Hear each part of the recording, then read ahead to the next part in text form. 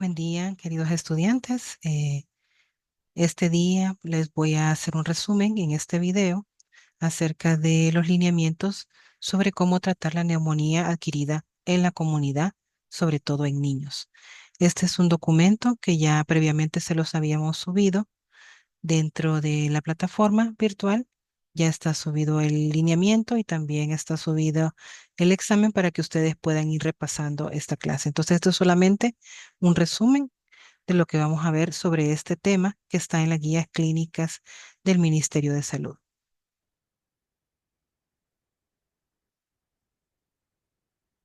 Esto es un poco para que vean el documento que se les ha subido, que es del año 2021, y dentro de lo que vamos a aprender en esta ocasión, o lo que vamos a repasar más bien, es acerca de las generalidades, la definición, la etiología, el cuadro clínico, el diagnóstico diferencial, el tratamiento y medidas generales.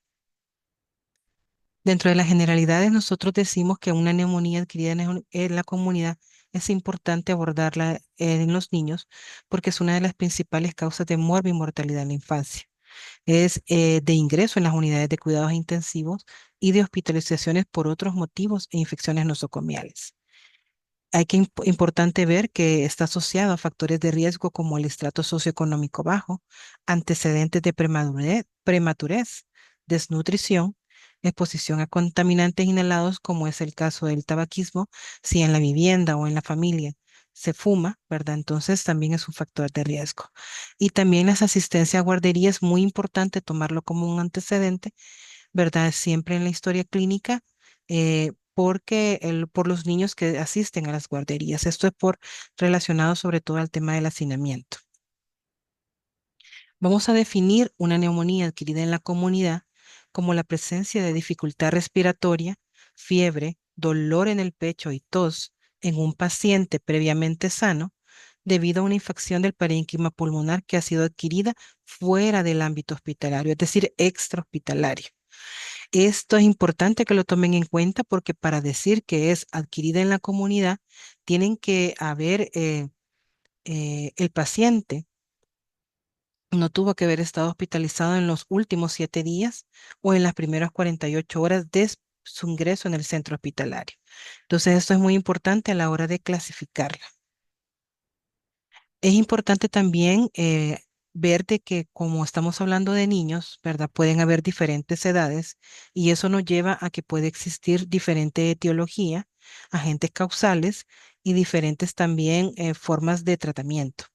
En este caso, en la etiología, vean ustedes que en el caso de los niños de 1 a 3 meses de edad, los agentes más comunes son los virus respiratorios, el Streptococcus B, la Clamidia trachomatis, enterobacterias, Staphylococcus aureus, Bordetella pertussis y estas demás.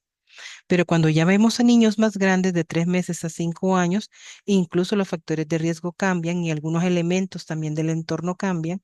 Y aquí ya vamos a ver ya un poco ya otros agentes causales, como por ejemplo el Mycoplasma pneumoniae, el Corneumoniae, el Moraxella catarrhalis, el Staphylococcus aureus e incluso el Mycobacterium tuberculosis. Cuando vemos niños más grandes, a partir de los 5 años, ya vemos incorporados a otros tipos de virus, también a las Coxiella burnet, también está presente también el Mycobacterium tuberculosis. Entonces, tomen en cuenta esto de la etiología a la hora que ustedes aborden a un paciente con neumonía adquirida en la comunidad. Entonces, esto nos va a hacer sospechar el agente causal, ¿verdad? Según el tipo, según la edad que tenga el niño. También por edad podemos nosotros distinguir si alguna sintomatología o signos, ¿verdad? Si es de tipo viral, bacteriana o tenemos la presencia de un microplasma. Por ejemplo, un niño que sea menor de 3 años, vamos a encontrar que la fiebre va a ser variable cuando es una infección viral. La taquipnea va a ser común y puede presentar entre otros síntomas rinorea y exantema. A la ocultación de los pulmones podemos encontrar roncus y sibilancias. Y cuando y si hacemos unas pruebas de laboratorio en el leucograma, podemos encontrar linfocitosis, ¿verdad? Que es el signo característico de las infecciones virales. Y en el caso de las bacterianas, ¿verdad? Es la leucocitosis. Luego en las virales podemos ver que el patrón radiológico va a ser intersticial o difuso y aquí el derrame es raro. Pero en una bacteriana, ustedes vean que aquí se puede dar a cualquier edad. Aquí vamos a encontrar la fiebre mucho más elevada, ¿verdad? De más de 38,5. La taquipnea va a ser común y entre otros síntomas podemos detectar la otitis media aguda, el dolor abdominal, el dolor de costado. A la auscultación vamos a encontrar sus crepitantes. Nuevamente, como les mencioné, en el leucograma, si llegamos a hacer exámenes de laboratorio, vamos a tener una leucocitosis con neutrofilia y en el patrón radiológico vamos a encontrar consolidación y aquí sí el derrame va a ser más frecuente. En el caso del micoplasma, se va a ser más orientado a niños de más de 5 años.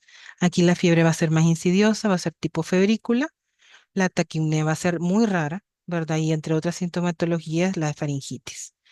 En la ocultación puede que encontremos que sea normal, pero también podemos encontrar sibilancias. Y el diferencial del leucograma en este caso puede ser bien variable, pues también lo podemos encontrar normal. Y aquí el patrón radiológico también va a ser variable y el derrame va a ser raro. Entonces tomen en cuenta todas estas características para nosotros ya irnos orientando acerca de si es una infección viral, bacteriana o de otro tipo.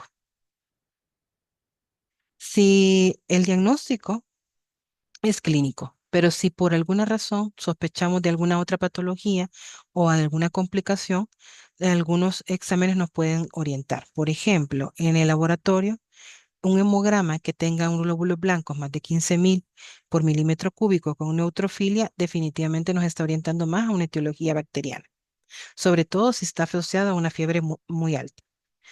En este caso, los reactantes de fase aguda como la proteína C reactiva y la velocidad de eritrosedimentación aquí no son tan específicas, entonces no son recomendadas como rutina. Al igual que el hemocultivo, que como rutina tampoco se recomienda, pero si encontramos casos muy severos se puede usar. Y dentro de los exámenes de gabinete, igual no se recomiendan de forma rutinaria, pero si tenemos que hacerlo, podemos hacerlo con una radiografía de tórax, una tomografía Excel computarizada o una ultrasonografía si sospechamos complicaciones.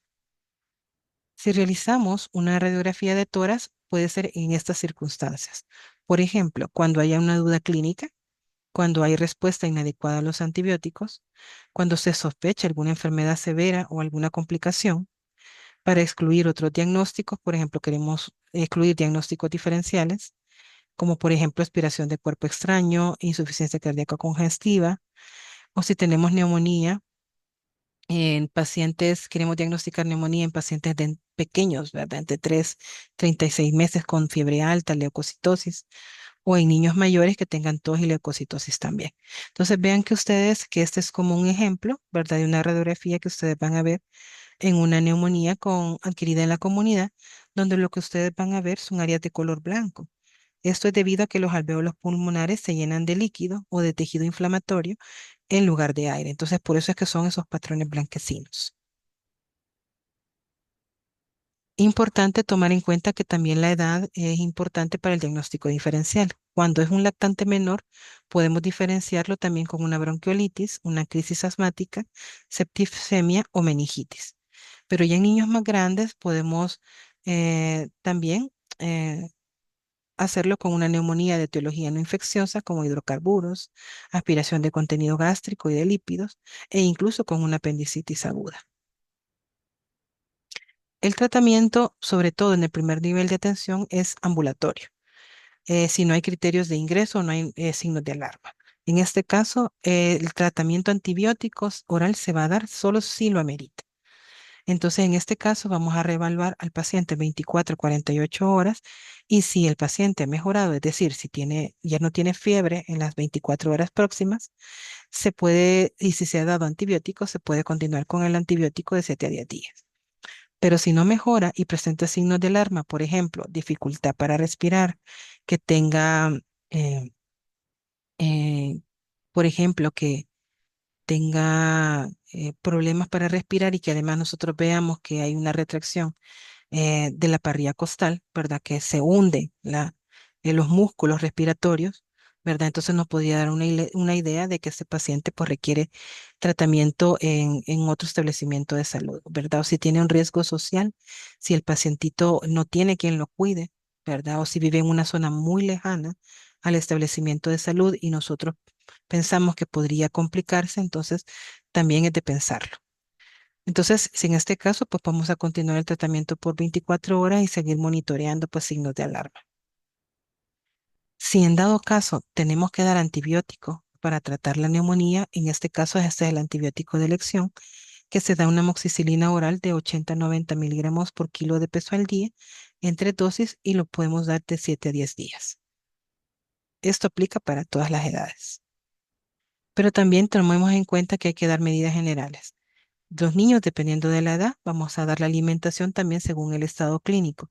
Si el niño tiene dificultad para respirar o tiene problemas de rinorrea, por ejemplo, que se le tapa la nariz, hay que dar recomendaciones acerca de mantenerla limpia la nariz, ¿verdad? Dar alimentos más líquidos, ¿verdad? O más blandos si tiene dolor, y pues eso va a ser de acuerdo a cómo nosotros veamos. Si el niño está despierto, ¿verdad? Si está alerta o si el niño está un poco letárgico, pues habría que ver cuál es su estado clínico para recomendar el tipo de alimentación.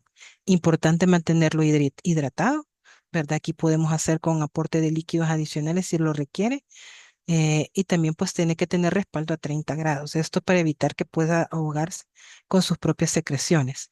También es importante medir el nivel de oxígeno, la saturación de oxígeno, porque si está en menos del 92%, se puede dar oxígeno a través de cánula nasal a una razón de 3 litros por minuto. Y en pacientes que están críticamente enfermos es importante monitoreo de electrolitos.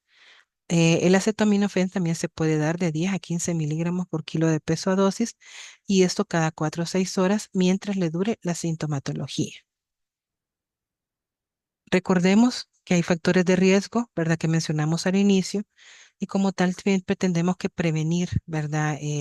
Que se den estas patologías eh, de forma general. Entonces tenemos que hacer promoción de la salud, dando educación a la población, mejorar las condiciones ambientales, nutricionales y de vivienda, siempre viendo que los niños, por ejemplo, estén bien nutridos. Y ya sabemos que un cuerpo bien nutrido tiene las defensas suficientes para poder atacar cualquier enfermedad.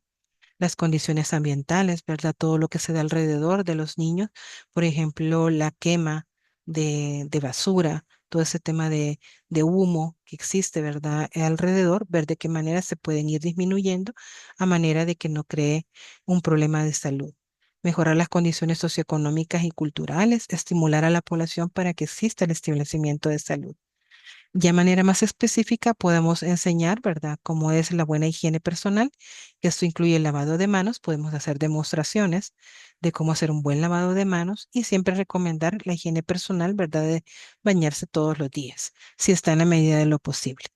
Evitar el hacinamiento en hospitales e instituciones. Ya vimos que uno de los factores de riesgo eran las guarderías, entonces tenemos que recomendar, ¿verdad?, que se vean que se supervisen este tipo de condiciones dentro de estas instituciones. Evitar cambios bruscos de temperatura y que los niños pues siempre estén vacunados y que tengan su esquema completo. Como ustedes pueden ver, este tema es corto, lo van a encontrar como un capítulo, ¿verdad?, entre las guías clínicas. Sin embargo, si ustedes tienen alguna pregunta o comentario, pueden hacérmela llegar a través del foro de consultas que hay sobre este tema. De mi parte, les deseo muchos éxitos y espero que salgan muy bien en sus evaluaciones.